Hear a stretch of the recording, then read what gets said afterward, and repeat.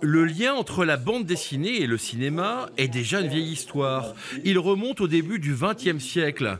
Les Anglais pionniers dans ce domaine ont très vite été devancés par les États-Unis qui, à grande échelle, ont adapté les comic strips des quotidiens, puis les comics books au cinéma. Au début, les comic strips, la bande dessinée de presse, quand on l'adapte pour montrer que le cinéma peut faire aussi bien que le dessin. Il y a une sorte de renversement des hiérarchies actuelles où manifestement la bande dessinée imite le cinéma.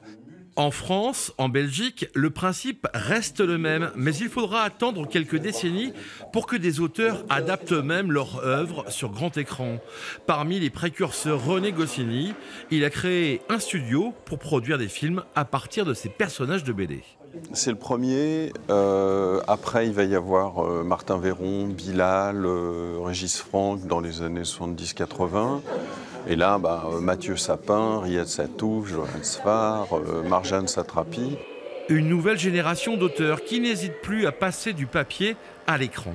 Certains se tournent plutôt vers le cinéma en prise de vue réelle et d'autres, comme ils sont attachés à cette pratique du dessin, ont envie de voir bouger tout simplement leur personnage et en effet s'orientent vers l'animation. L'adaptation de bande dessinée au cinéma est quelquefois très lucrative.